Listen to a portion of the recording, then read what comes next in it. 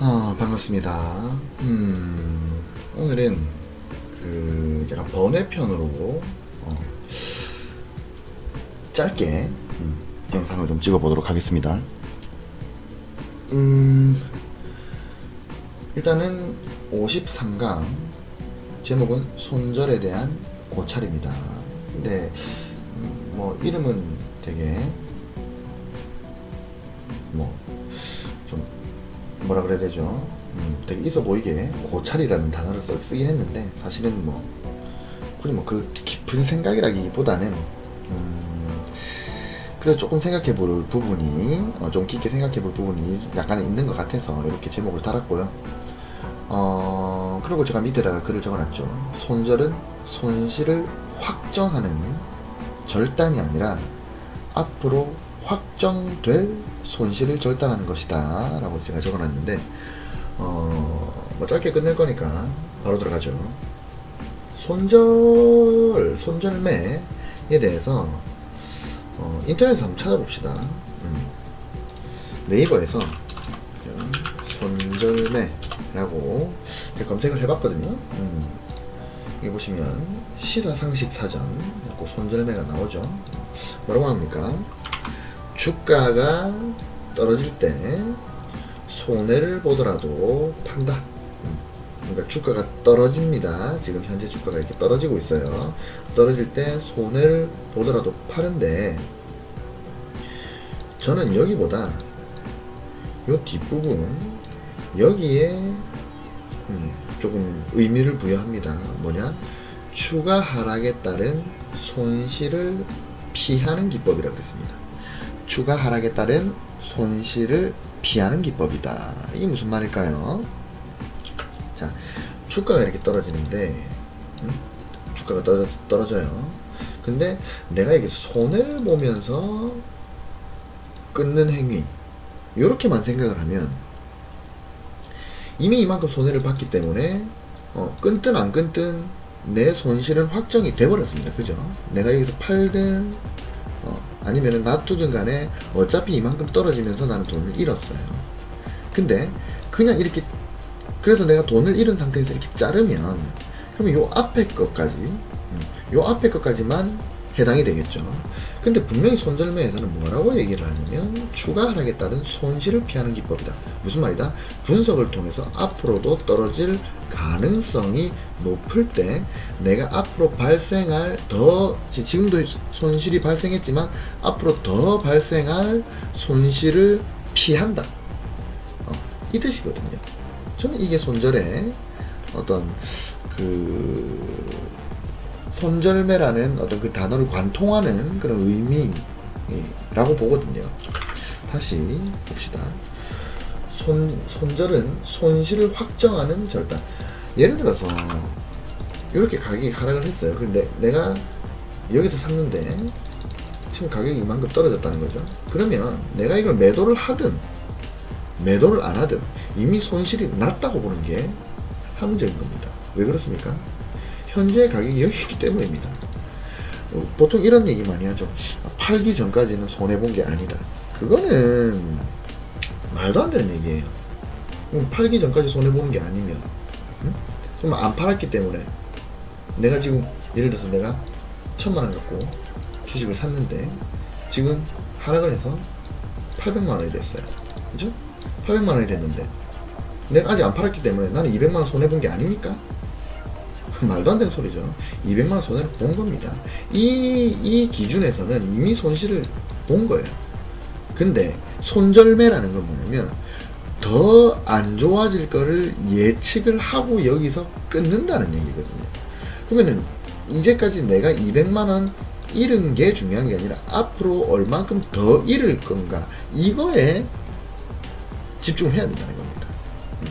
근데 제가 생각하는 손절은 내가 이만큼 손실을 보고 이제 요 돈이라도 건져야 되겠다가 아니라 앞으로 이만큼 더 떨어질 확률이 높기 때문에 나는 여기서 스탑을 시키겠다. 내 로스를 스탑을 시키겠다. 이런 의미거든요. 이게 조금 제가 설명이 좀 이상해서 좀 헷갈리실 수는 있겠는데 이게 이제 잠시만요. 잠시만요. 죄송합니다.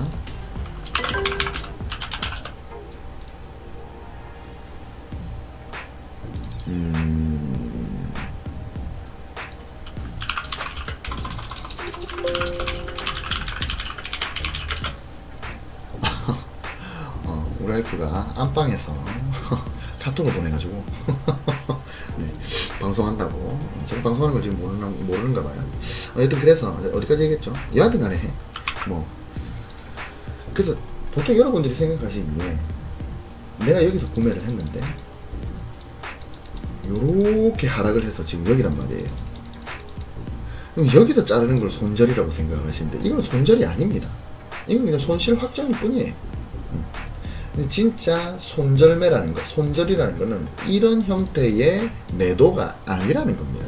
제 얘기는. 뭐다 앞으로 확정될 손실을 절단한다. 뭐다 앞으로 더 하락할 것이라는 분석이 돼야 된다는 겁니다. 앞으로 더 하락할지 아니면은 반등할지 내가 예측이 안 되니까 그 예상이 안 되는 상태에서 물론 뭐 100%다 맞출 수는 없죠. 하지만 그래도 그 가능성, 확률에 대해서 생각하지 않는 매도는 손절이 아니다. 그거는 그냥 손실 확정이고, 진짜 손절은 뭐냐면 앞으로 분석이 무조건 들어가는 매도가 내가 분석을 해서 결심하는 매도가 손절이라는 거예요.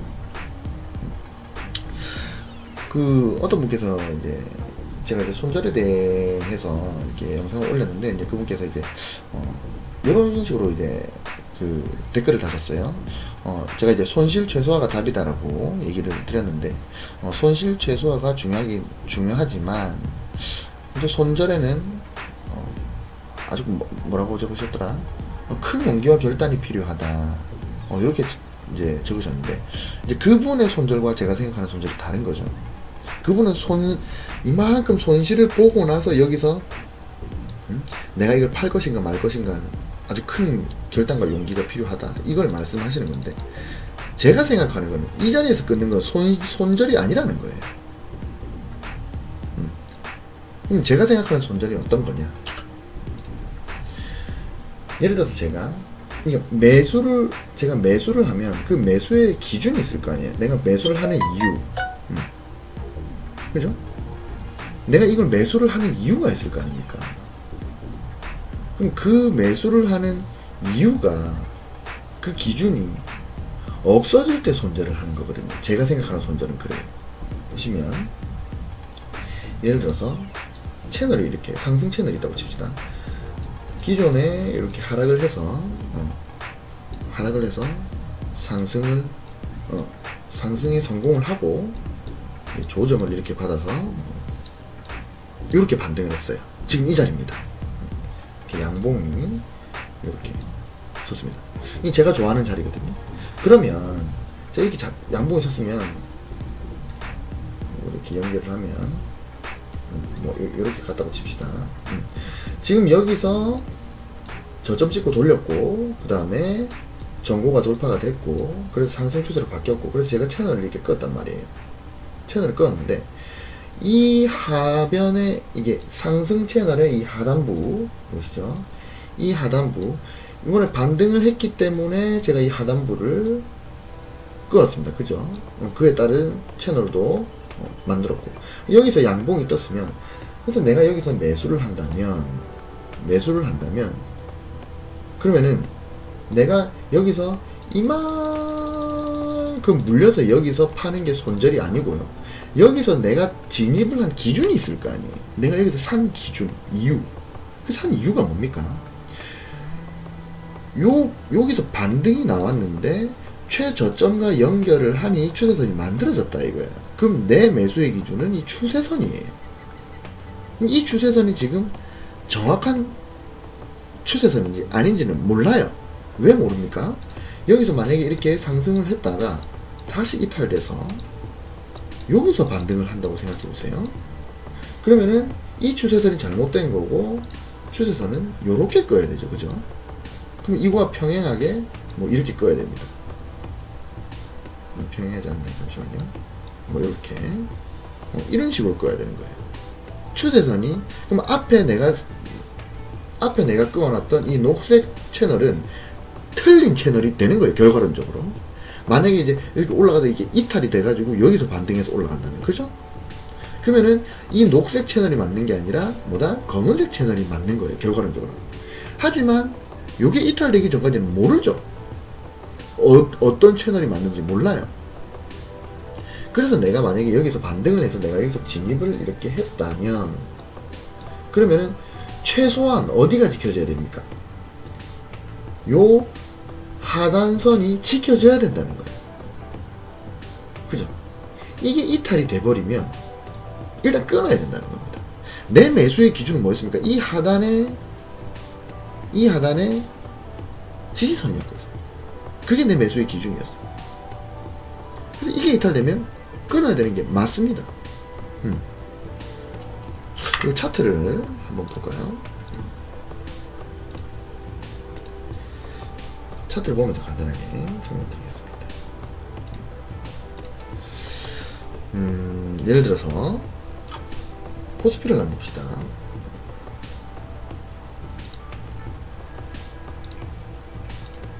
일본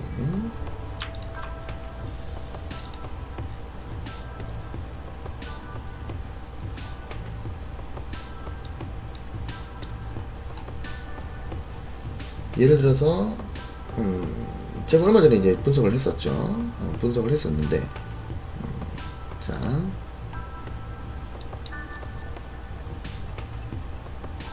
요게 이렇게 지금 오늘이 이날이라고 칩시다. 10월 2일이에요. 오늘이 장이 마감됐어요. 그럼 제가 채널을 이렇게 끄어보는 거예요. 여기서 이렇게 가지고 이런 식으로 채널을 끄었습니다. 그죠? 보시면 파동이 여기서 저점 찍고 돌아 나가서 저항을 한번 받고 여기서 지지받고 해서 돌파가 됐습니다. 그죠? 돌파가 됐어요. 그래서 내가 채널을 이렇게 끄었단 말이에요. 채널을 상변을 돌파를 하고 올라가다가 이제 내려와요. 그죠? 지금 내려오고 있습니다. 그러면 이제 미리 이렇게 생각을 하는 거예요. 여기서 돌아 나간다면 채널의 상단 부분이니까 여기가 이전까지는 저항선이었단 말이에요. 근데 그걸 뚫었죠. 그러면 여기가 지지선이 되는 거예요. 지지선이 되기 때문에 여기서 돌아 나간다면 나는 매수를 할 것이야. 그죠? 그러면 내 손절 라인은 어디입니까? 이 빨간 선이 되는 거예요. 이 채널의 상단. 이 채널의 상단이 이탈되면 내가 매도를 하는 겁니다. 제가 생각하는 손절은 이런 거예요. 여기서 사서 마이너스 뭐 몇 퍼센트가 되고 나서 그러면서 내가 이거를 팔아야 되나 말아야 되나 큰 용기와 결단이 필요한 그 순간 내 매도를 하는 게 손절이 아니라 내가 매수에 진입을 했던 매수의 기준 근거, 그 근거가 이 라인이 이탈되기 전까지는 근거가 살아있는 거잖아요. 그죠? 이게 이탈이 안 되고 이렇게 타고 간다면 그럼 내 근거가 아직 살아있는 거예요. 그렇기 때문에 손절이 나가지 않아요. 매도가 나가지 않아요. 근데 이게 요렇게 이탈이 돼버리면은 내 진입의 근거가 이 상변이었는데 이게 무너졌기 때문에 자르는 거예요. 그리고 다음 여기서 반등할 때 한 번 더 진입의 찬스를 한번 잡아보는 거예요. 그게 손절이라는 거예요. 제가 생각하는 손절은. 다시 여기서 매수를 해서 이만큼 떨어졌어요. 마이너스 21%라고 칩시다. 물론 코스피지만 지수지만 어떤 개별 종목인데 마이너스 20%라고 칩시다. 여기서 팔아야 될까 사야 될까 팔아야 될까. 이건 이미 손절이 아니에요. 이미 손절이 아니라는 거지. 손절은 뭡니까? 아이고 코스닥이 나오네. 자, 손절은 뭡니까? 손절은 만약에 내가 이 자리에서 진입을 했다면 그러면 내가 이 자리에서 진입을 한 목적이 있을까요? 기준이 있을까요? 진입을 결심하게 된 이유. 만약에 이 자리에서 제가 만약에 샀다면 저의 기준은 이 전고 라인이었을 것 같습니다. 저항을 받았고 이탈됐는데 다시 돌파가 됐잖아요. 그러면 얘가 계속 상승 추세로 가려면 어떻게 됩니까? 전고를 이탈하지 않는 상태에서 올라가야 된단 말이에요. 그죠?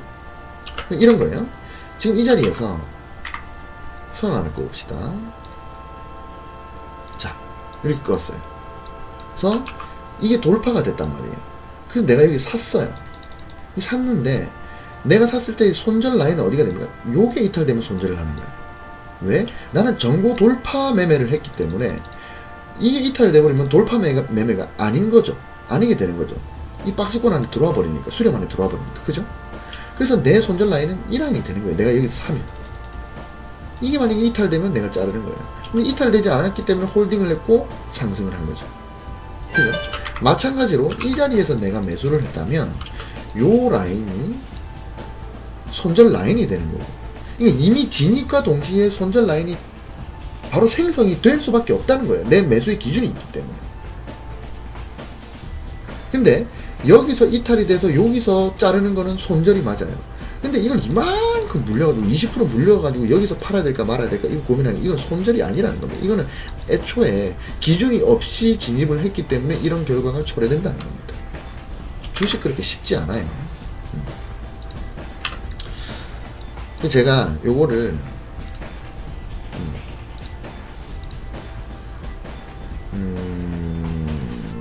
봅시다.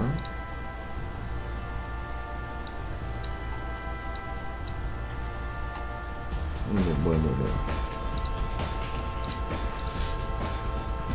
잠시만요. 여긴가? 이거 아닌데? 여긴가? 알림. 아이디어 어디 있더라? 여기 있다. 제가 10월 8일이죠.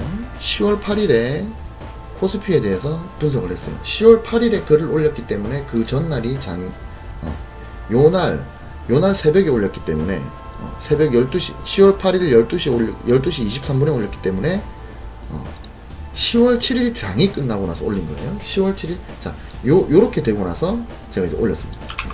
장이 이렇게 끝나고 나서 제가 올렸는데, 자, 코스피 일단 기다리던 자리가 왔다. 반등하면 손절 잡고 들어가자. 그러면서 자기전 끄적거리는 이렇게 글을 올렸습니다. 자, 보시면 요 자리죠, 요 자리. 요렇게 돌아갈 가능성이 있다 라고 제가 예측을 한 거예요. 요렇게 돌아갈 가능성이 있다. 그래서 차트를 올려놓고 요렇게 돌아갈 가능성이 있다. 자, 단기 상승 채널을 힘차게 돌파하고, 그죠? 여기 보시면 단기 상승 채널을 힘차게 돌파했습니다. 그죠?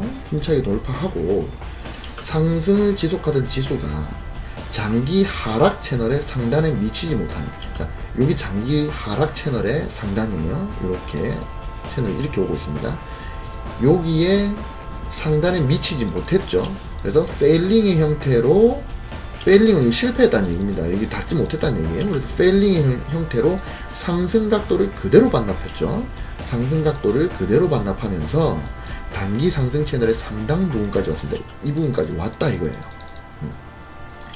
그러면서 단기 상승 채널 상단에서 반등이 나올 가능성을 생각해 보아야 할 시점입니다. 여기서 반등이 나올 가능성에 대해서 생각을 해봐야 된다. 그러니까 반등을 한다는 얘기가 아니에요.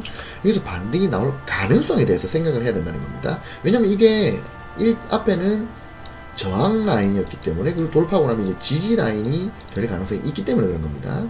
마침 2020포인트는 과거 오랜 기간 동안 지지와 저항이 많이 발생했던 구간입니다. 그리고 제가 이 선을 이렇게 그어놨어요. 2020포인트 한번 볼게요.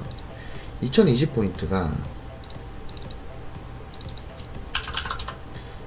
요 라인이거든요. 여기 보시면은 지지가 한번 나왔었죠. 그죠? 지지가 나왔었고, 여기서도 얼추 2220 라인, 밑도 살짝 트랩 형태로 빠지긴 했지만 그래도 지지와 저항이 좀 나왔었고, 과거에 요 자리가 뭡니까? 상당히 강력한 매물 구간이었죠. 그죠? 저항,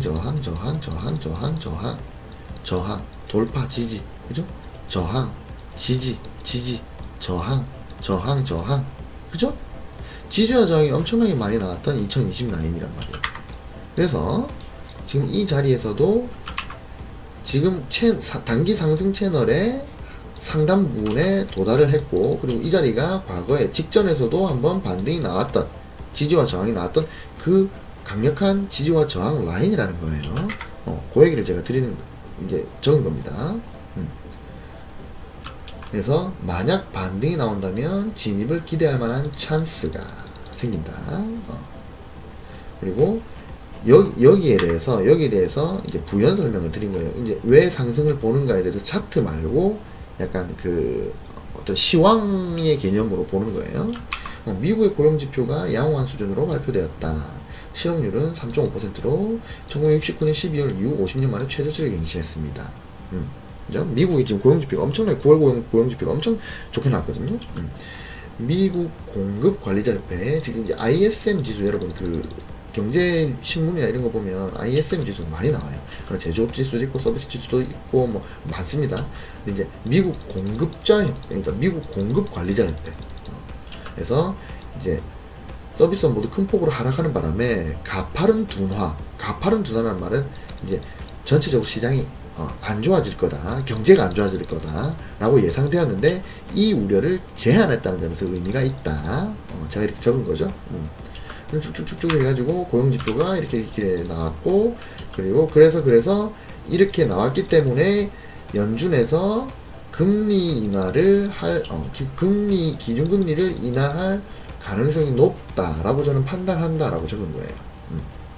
이게 이제 핵심 논거가 이거는 이제 연준에서 핵심 논거로 기준금리에 대한 핵심 논거로 말하는 게 저물가 상황과 밀접한 관계를 지닌 임금 상승률이었습니다. 그 임금 상승률이 이제 제조업 임금 상승률이 상당히 낮아졌거든요. 임금 상승률이 이렇게 낮게 나오기 때문에 기준금리를 인하할 것이다. 이유는 이렇다라고 적은 거예요. 여튼 그래서 지금 이제 제가 여기서 반등이 나올 가능성에 대해서 한번 생각을 해봐야 된다라고 이제 글을 적었는데 그 자리가 바로 지금 현재 이 자리였다는 거예요. 근데 저는 여기서 상승할지 하락할지 몰라요, 사실. 분석은 그렇게 하지만 저는 미래를 예언하는 사람이 아니기 때문에 모릅니다. 몰라요, 진짜 몰라요. 그래서 다음날을 기다리는 거죠. 다음날 어떻게 되는 거예요. 근데 다음날이 되니까 이렇게 상승을 했어요. 반등을 했죠. 정확하게 여기서 찍고 반등을 했습니다. 그러면 이제 이때부터 지수가 여기서 반등에 성공을 했다. 그러면 내가 여기서 개별 종목에 진입을 한다. 그리고 손절은 언제 잡습니까? 이 지수가 요렇게 이탈이 됐을 때, 요걸 이탈됐을 때, 그때 손절을 하거나 아니면 이 저점이 무너졌을 때 이렇게 손절을 한다는 거예요. 그럼 뭡니까? 요렇게 반등을 했기 때문에 내가 여기서 진입을 한다면 손절 라인은 여기다 바로 정답이 나오고 시작을 하죠. 그러니까 내가 매수를 함과 동시에 손절 라인이 바로 나와버려야 된다는 거예요. 이게 손절이라는 제가 생각하는 손절. 근데 이 손절이 맞다라고 저는 생각을 해요. 아시겠죠? 그럼 그 뒤에는 이렇게 쭉쭉쭉쭉 오르고 있습니다. 엄청난 상승을 했어요. 며칠 만에. 그래서 제가 가지고 있는 종목들이 다 엄청나게 오르고 있어요. 테스 같은 경우에는 막 매일매일 지금 52주 신고가를 계속 갱신하고 있습니다. 기분 좋아요. 주식은 이렇게 한다는 거죠. 차트는 이렇게 본다는 겁니다. 그래서 결론을 내겠습니다. 손절은 내가 어딘가에서 매수를 하고 나서 막 이 급락 하락을 다 얻어 터진 다음에 마이너스 몇십 %에서 내가 용기와 결단을 가지고 하는 게 아니라 이건 손절 자체가 아니다. 손절이라는 거는 손절은 매수와 동시에 설정이 된다. 손절 라인은 매수와 동시에 설정이 되는데 이 손절 라인은 매수의 기준이 사라질 경우, 그러니까 이 뭐라고 표현할까요? 매수의 기준이 없어지는 라인, 수준. 그러니까 내 매수의 기준이 없어지는 수준, 내 매수의 기준이 없어졌다. 그 자리가 손절 라인이라는 겁니다. 그럼 쉽게 말해서 내가 돌파 매매를 했다. 이렇게 계속 박스권 직사각형 패턴, 유식한 렉탱글 패턴, 이 직사각형 패턴을 상승 돌파했어요. 이제까지는 항상 여기서 저항이 나왔는데 상승 돌파했단 말이에요. 그럼 내가 여기서 매수를 한다면, 돌파 매매를 한다면, 그럼 이거는 최소한 지켜줘야 될 라인이 어디다? 여기는 깨지면 안 되는 거예요. 이 라인은 깨지면 안 되는 겁니다. 왜? 이 라인이 깨지는 순간에 뭡니까? 다시 이 직사각형 패턴 안에 들어오게 되는 거니까. 그죠? 이 라인이 깨지면 안 되는 거예요. 이 라인, 이 상단 라인. 그러면 내가 여기서 매수를 했다면 내 손절 라인은 이 라인이 되는 겁니다. 그렇겠죠? 그럼 내가 사는 거와 동시에 손절 라인이 생기죠. 그럼 매수가 된 순간 바로 여기다가 자동 감시 주문을 걸어 놓는 겁니다. 뭐 이렇게 약간 트랩 형식으로 빠졌다가 올라갈 가능성도 있기 때문에 요거보다 몇 톡간 밑에 걸어 놓는 것도 하나의 방법이에요. 적어도 이 밑에까지 물리면 안 된다는 겁니다. 내가 만약에 눌림목 매매를 한다.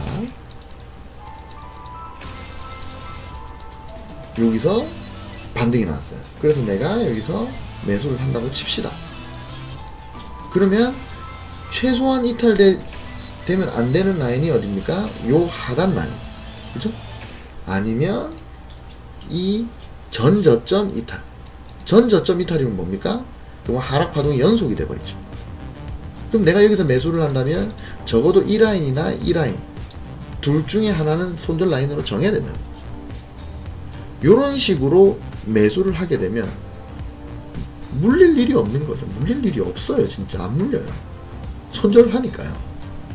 마이너스 20%는 본 적도 없습니다. 진짜 마이너스 20%. 이제 주봉으로 하는 아주 큰 장기 매매에서는 뭐 마이너스 20% 30% 괜찮은데 큰 매매니까 이게 내가 뭐 5% 10%를 먹기 위한 스윙이 아니라 뭐 100% 200%를 먹기 위한 매매면 마이너스 20-30% 나올 수 있죠. 아주 근데 그런 경우가 아니고 장기 투자가 아니고 뭐 일반적인 이제 스윙 트레이딩이라면 마이너스 20%를 볼 일이 없죠. 매수는 항상 어떻게 합니까? 매수는 눌림목에서 하거든요. 눌림목에서 하거나 아니면 돌파 매매를 하거나 이 두 개밖에 없잖아요. 매수는. 근데 이렇게 올라가는데 여기서 매수를 한다. 응? 이 가격이 이렇게 올라가고 있는데 여기서 매수를 한다는 말은 뭡니까? 이 안에서도 무수하게 작은 파동이 이렇게 올라갔을 거잖아요. 이 안에서 이렇게. 그죠? 그럼 내가 이 꼭지에서 산다는 말은 뭡니까? 돌파 매매를 했단 말이에요. 돌파 매매. 이거를 확대시켜 보면 요렇게 갔다는 얘기잖아요. 요렇게 됐어요. 내가 이 꼭지에 사는 거예요. 내가 이 꼭지 산 이유가 뭡니까? 정보를 돌파했기 때문에 사는 거예요. 결국 이건 뭐다? 돌파 매매다. 그죠? 내가 이렇게 내려왔어요. 여기서 샀어요. 여기서 산 이유가 뭡니까? 이렇게 반등했기 때문에 내가 샀죠. 그럼 내가 요거를 확대시켜보면 이렇게 갔겠죠? 근데 여기서 반등이 나서 내가 여기 샀어요. 내가 산 기준은 뭡니까?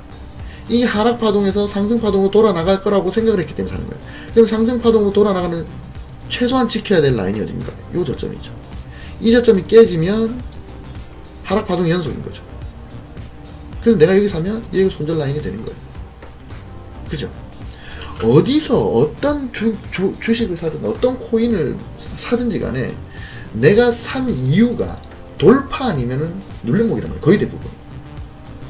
그러면 돌파 매매가 아니게 되는 경우, 이게 돌파를 했는데 이게 다시 이렇게 이탈을 해버리면 이 돌파 매매가 아니죠. 이렇게 이탈해버리면 그럼 잘라야 되겠죠. 내가 이게 눌림목인 줄 알았는데 이 전자가 이탈이 돼버리면 눌림목이 아니죠. 더 밑에가 눌림목이 되는 거잖아요. 아니면 아예 그냥 하락파동 갈 수도 있고. 그래서 손절 라인은 매수와 동시에 설정이 돼야 된다. 그리고 그 손절 라인은 매수의 기준이 없어지는 라인 그 수준이다. 아시겠죠? 자, 그래서 오늘 30분 짧게 끝냈네요. 30분 동안 그 손절에 대해서 한번 얘기를 해봤는데, 여러분들도 한번 차트를 보시면서 한번 생각해 보세요. 그리고 여러분들이 뭐 비트코인을 가지고 계시든 주식을 가지고 계시든지 간에 내가 가지고 있는 이 종목을 내가 이때 왜 샀는가, 왜 샀는가 라고 한번 생각을 한번 해보세요. 그 제가 마지막 여담으로 먼저 붙이자면, 그 가치 분석, 그러니까 기본적 분석이 있고 그 다음에 기술적 분석이 있죠. 차트 분석. 근데 기본적 분석은 전체적인 그 펀더멘탈을 보는 거고, 실질적으로 매수와 매도, 즉 그 매매에 진입을 하는 기준은 무조건 차트가 돼야 되는 겁니다. 이게 왜 제가 이런 말씀을 드리냐면, 이렇게 사시는 분들이 있어요. 삼성전자를 사는데, 삼전을 사는데, 뭐 아는 언니가 삼성전자가 뭐 59,000원 간다다, 이렇게 사시는 분들 있죠. 이거 차트를 보고 산 게 아니죠. 그냥 아는 언니가 삼성전자 59,000원 간다고 하니까 산 거죠. 이렇게 되면 뭡니까? 내 매수의 기준이 뭡니까? 아는 언니죠. 그럼 내 매수의 기준이 지금 현재 예를 들어서 5만원인데, 예를 들어서 삼성전자가 5만원인데 이게 4만원까지 떨어져요. 내 매수의 기준은 아는 언니가 삼성전자 59,000원 간다더라 였어요. 4만원이 됐어요. 이거 손절 못하는 거죠. 아니, 이미 이전에 손절이 안 됐던 거죠. 이만큼 손실을 다 떠안는 거죠. 근데 저는 삼성전자 샀거든요. 제가 삼성전자 산 게, 보시면 삼성전자가, 저는 삼성전자를 여기 샀어요. 요 자리에서. 이 자리에 산 이유가 뭐냐면 요겁니다. 제가 채널을 이렇게 껐거든. 채널 이렇게 껐어요. 요렇게 껐다, 이렇게 껐습니다. 여기서 반등이죠. 그리고 이탈돼서 저항이 나왔죠. 그리고 돌파했습니다. 그래서 저는 이 라인이 주요한 라인이라고 보는데, 근데 요게 페일링의 형태로 돌아가더라고요. 그래서 제가 여기 샀습니다. 그럼 저는 언제 매도를 할 생각이었냐, 손절이 어디였느냐, 요 저점이 깨지거나 아니면은 요게 이탈이 되거나 하면은 손절을 하려고 그랬어요. 그럼 뭡니까? 제가 요날 샀거든요. 요날 샀거든요. 그리고 뭐 이날 우리 회사 직원들 다 샀습니다. 제가 다 사라 그랬어요. 우리 회사에 주식 하나 샀는데 싹 다 샀습니다. 삼성전자. 여기서 매수를 한 근거가 요 저점이나 이게 이탈되지 않는 이상은 뭐다? 상승할 가능성이 있다. 왜? 이탈이 안 되니까. 그죠? 그리고 손절 라인이 여기라고 다 얘기해줬어. 이거 끊는 거죠. 그러면은 저도 삼성전자를 좋게 보고, 저도 삼성전자를 이 당시에 좋게 보고 있었고, 이 사람도 삼성전자를 좋게 보고 있는데, 이 사람의 매수의 기준은 아는 언니가 삼성전자 59,000원 간다더라고. 제 매수의 기준은 채널 하단부였습니다. 그러면 저는 매수의 기준이 없어지죠. 이렇게 이탈이 되면. 그러니까 저는 손절이 가능한 거예요. 하지만 아는 언니가 59,000원 간다더라는 계속 물리게 되는 겁니다. 많이 떨어지게 돼요. 요 차이인 거예요. 아시겠죠? 그래서 매수의 기준이 어떤 기본적 분석, 아니면 어떤 애널리스트의 리포트, 이게 매수의 기준이 될 수는 없어요. 매수의 기준은 오로지 차트고, 그리고 기업 분석, 뭐 애널리스트들의 뭐 보고서, 리포트, 이런 거는 기본적 분석은, 그 다음에 뭐 회계 분석, 이런 거는 뭐다?